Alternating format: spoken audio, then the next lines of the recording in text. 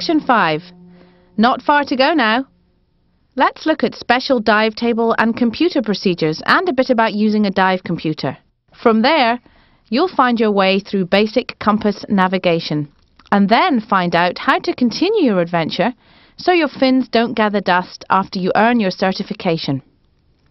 After that, you'll get a look at the confined water dive preview. Ready? Let's hop to it. Now that you've got the basics down for using the recreational dive planner and dive computers, let's consider some special situations, like how to lower your DCI risk even further, how to handle accidentally exceeding your no decompression limit, and what you need to do if you fly after diving or dive at altitude. Although you plan all your dives as no decompression dives without required stops, most of the time you'll make a stop anyway. This is called a safety stop. It adds conservatism by giving your body extra time to eliminate nitrogen and to adjust your buoyancy so you ascend under control. To make a safety stop, you plan your dive so you can pause at 5 meters, 15 feet, for 3 or more minutes on your way to the surface. Plan a safety stop as standard practice for all your dives, but consider it mandatory if you dive deeper than 30 meters, 100 feet. If your ending pressure group comes within 3 pressure groups of the no stop limit on the RDP, or if you reach any limit on the RDP or your computer. Plan safety stops for all your dives, but forgo the stop if emergencies, assisting your buddy, rising, bad weather and so on, make it more important to surface immediately. You plan your dive within the no-stop limits, but something unplanned delays your ascent and you exceed them. Now you must make an emergency decompression stop to eliminate excess nitrogen. But, unlike a safety stop, without this stop you face an unacceptable decompression sickness risk when you surface.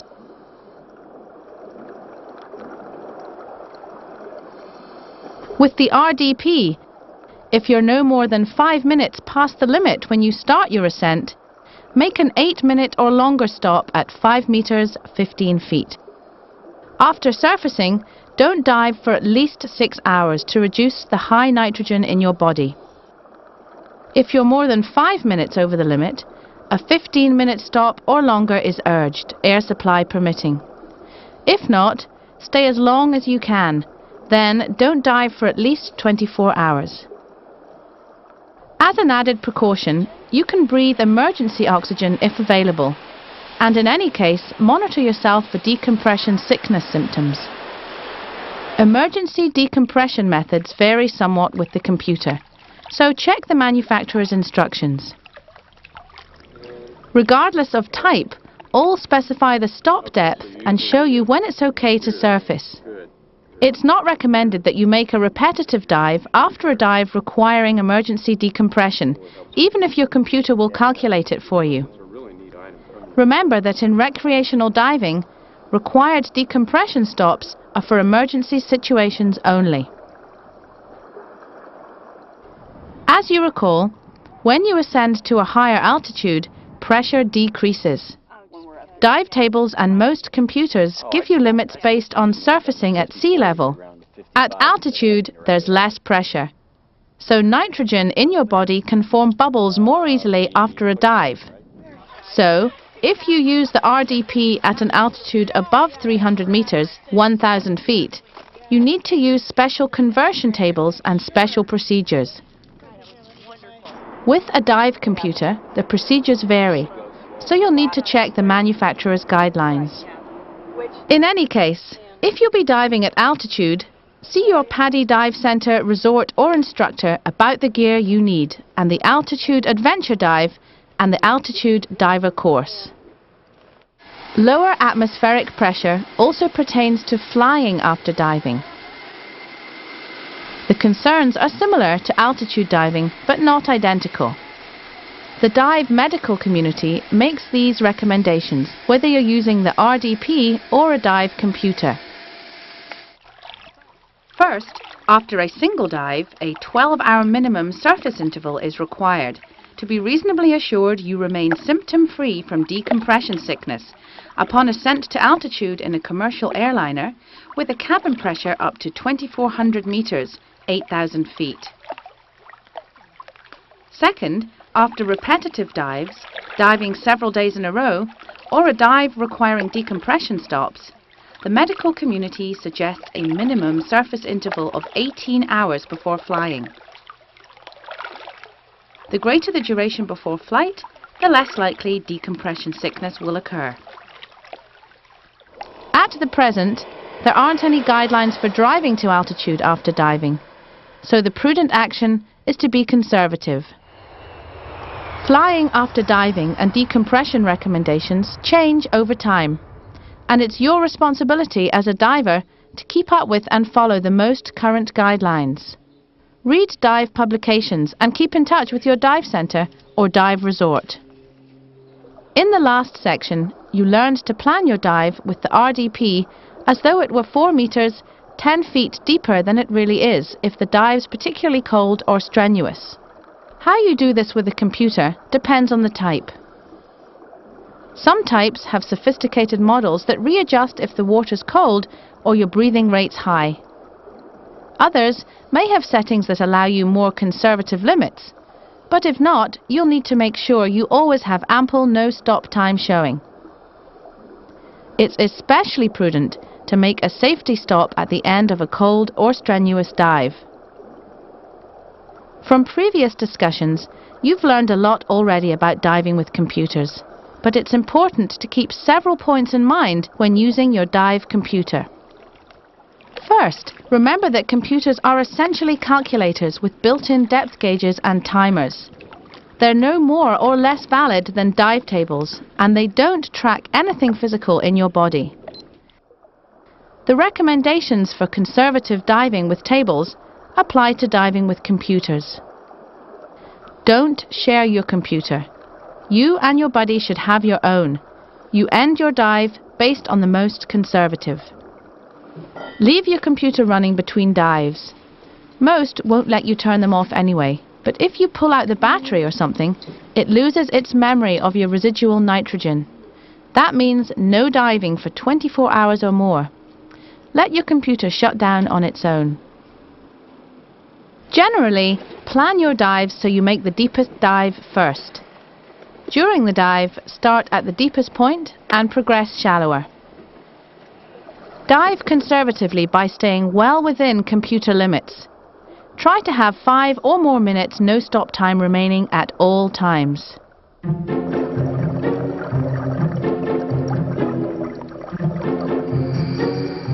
If your computer quits, you may need to stop diving for 12 to 24 hours, according to manufacturer guidelines.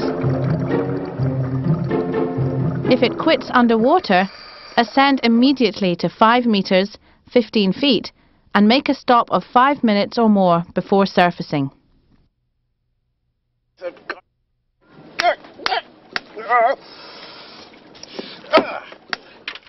After the dive, you can't just grab another one because it doesn't know how much residual nitrogen you have. If you've been tracking your dive times, depths and surface intervals and staying within RDP limits, you can continue diving with it. If not, you'll probably have to wait until the next day. Keep the wheel handy so you can plan multi-level dives that maximize your no-stop dive time. Don't blindly accept everything your computer says. It can fail, just like any other piece of gear. Read the manufacturer's instructions completely before using your computer. You can learn more about diving with computers in the PADI Multi-Level Diver course. During your open water dives, you'll learn the fundamentals for navigation. Effective navigation makes diving more fun because you don't waste time finding the best parts of the reef. You know where you are, and you can return to your exit point with ample air. With experience, you'll learn to navigate from environmental cues. But even then, you'll find compass use makes it easier to figure out where you are and where you're going. Using a compass is based on the fact that a compass needle always points to the North Pole. By knowing where north is, you can determine any other direction. An underwater compass has 4 features you use for navigating. The lubber line indicates your travel direction. It runs straight through the center of your compass. When compass navigating, you always travel along the lubber line. The magnetic north needle is a needle or an arrow printed on a disc that rotates so that it can always point to magnetic north.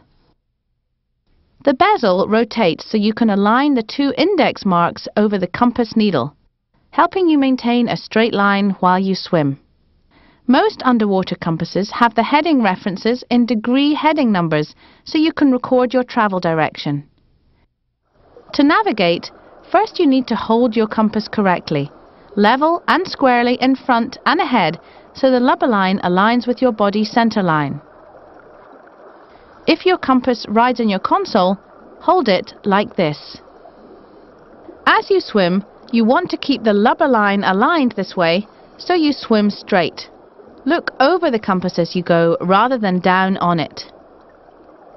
Point the lubber line in the direction you want to go. Hold the compass level and let the needle settle. Then, turn the bezel until you place the index marks over the needle. Now, simply swim along the lubber line, keeping the needle in the index marks by adjusting your direction as necessary. When you're ready to head back, turn the bezel so the index marks are exactly opposite their original location. Some compasses have 2 sets, so you don't have to do this. Next, turn until the needle sits inside the marks again, which faces you back the way you came. Swim along the lubber line, like you did on the way out.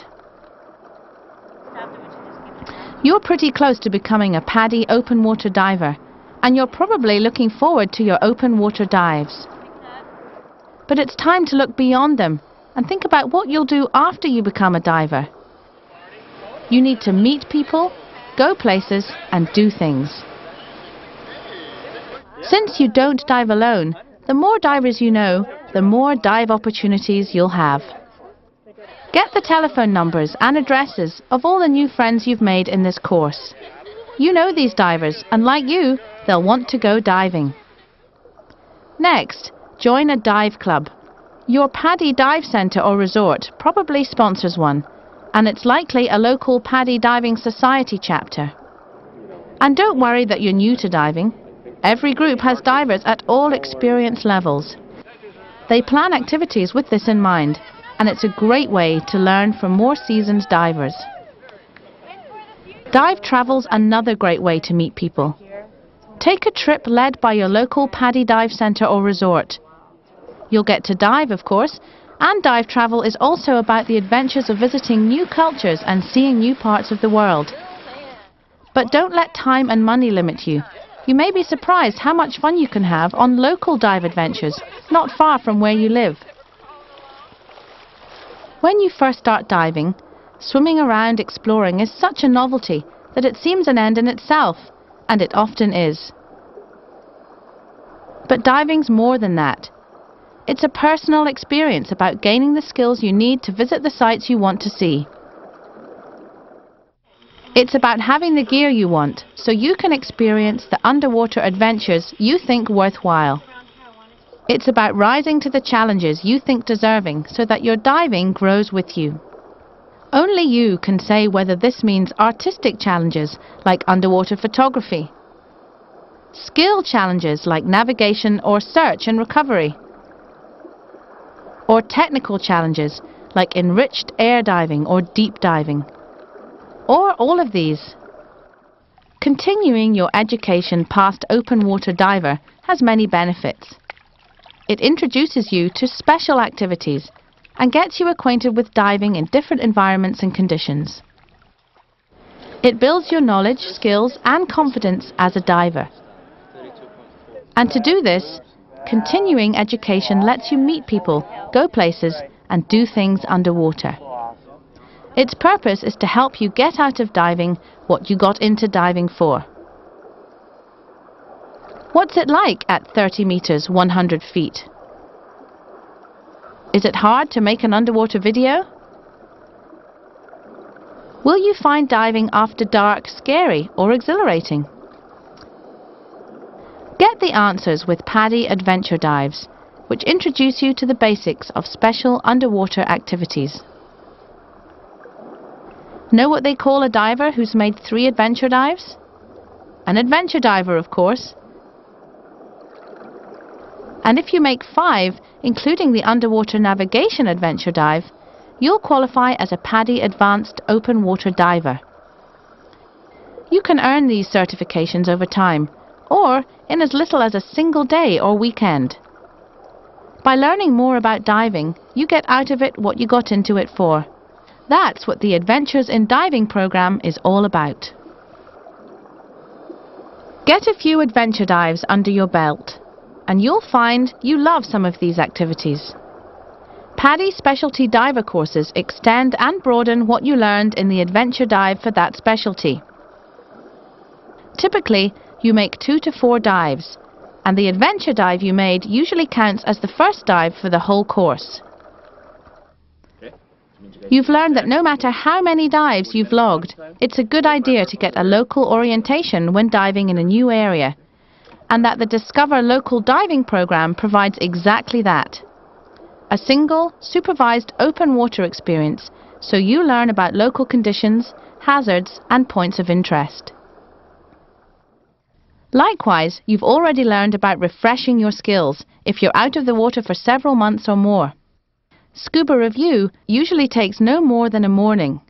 You do some self-study, then jump into a confined water dive to polish up your skills. In the Rescue Diver course, you'll learn a lot of skills you hope you never need. It's a demanding, challenging course, and you know what? You'll love it. Virtually all who take this course cite it as the most rewarding one they've taken. You might say it's serious fun. Earn the PADI Advanced Open Water Diver and Rescue Diver certifications, then the most prestigious non-professional rating awaits you. Master Scuba Diver. Achieving this rating not only denotes your commitment to diving, but marks you as a skilled and accomplished diver. At some point, you may decide to make diving a full or part-time profession. You may be thinking about it already. After Rescue Diver, your next step is PADI Dive Master, where you sharpen your dive skills, learn to organize and conduct dive activities, and learn to assist with divers in training. Following Dive Master, you enter the Assistant Instructor course, which develops the fundamentals of teaching diving. Next, you attend the PADI Instructor Development course, a comprehensive program during which you'll learn and demonstrate the practical aspects of teaching diving. After this, you must successfully complete a 2-day instructor examination conducted by one of PADI's worldwide offices. This certifies you as a PADI Open Water Scuba Instructor, the most sought-after professional in the dive community.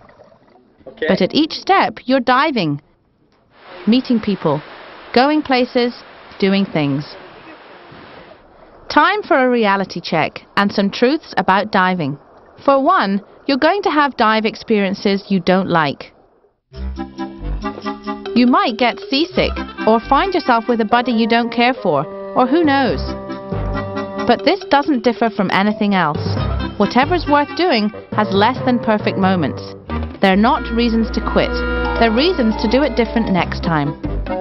Don't let a bad day ruin diving for you. Learn from it. Pursue what you want out of diving at your pace, and you'll have many, many happy dive memories for each one you'd rather forget. Second, it's better to have your own gear. It really is.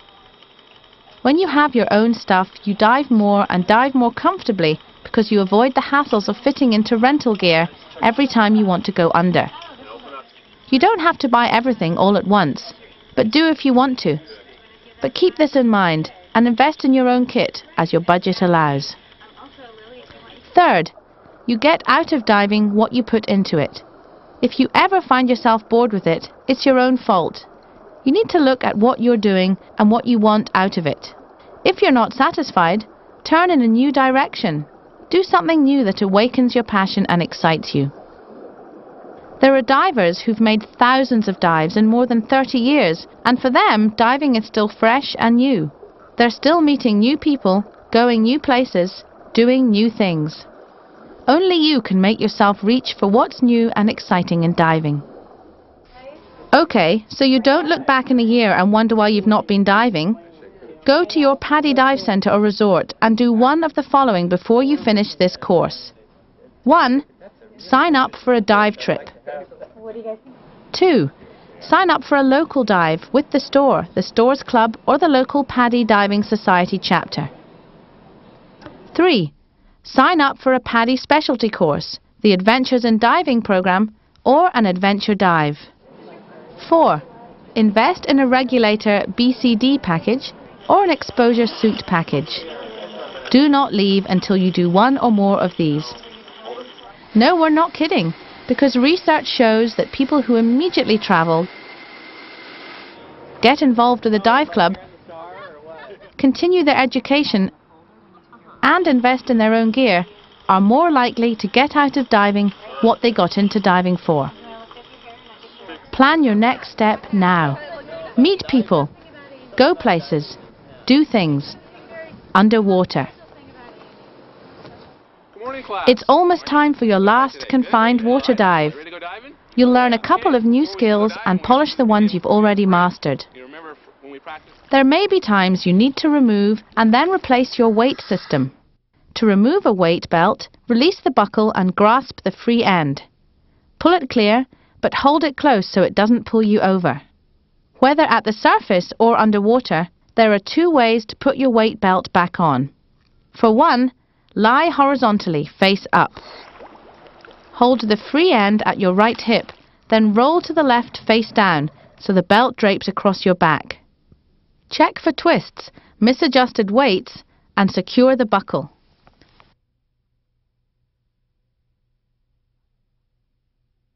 The other way, make a loop and hold the belt behind you.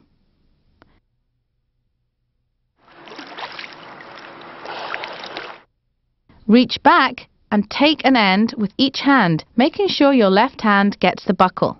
Pull the belt into place. Then lie face down and drape the belt across your back. Check for twists, misadjusted weights and secure the buckle. If you're using a weight-integrated BCD, removing and replacing the scuba unit accomplishes removing and replacing your weights.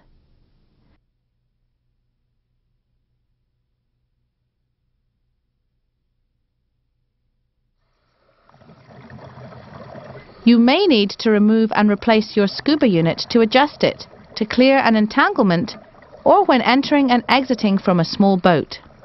Underwater, make sure all the air's out, and then take it off from the left so you don't pull the regulator out of your mouth. You can replace it by reversing what you just did, putting it on right side first, again so you don't tug the second stage from your mouth. Or you can put the unit on overhead. Lay the unit face up in front of you, like this. Note the second stage between the arms as you put your hands through the sleeves. Then lift it overhead and lower it into place. Make sure your hoses are clear and fasten the waist strap.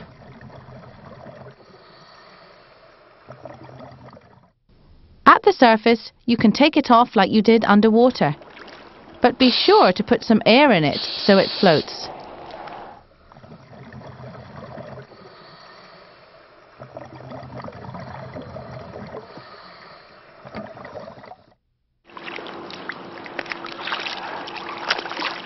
To put it back on, try making the unit slightly buoyant. Then sit on it with the tank between your legs. Put your arms in the jacket sleeves, then slip forward. Presto! The unit rises into place. Check that your hoses are clear and fasten the waist strap. Okay, time to finish your open water dives and complete your certification as a PADI open water diver. Congratulations! You've accomplished a lot and come a long way. And yet for you, the adventure is just beginning.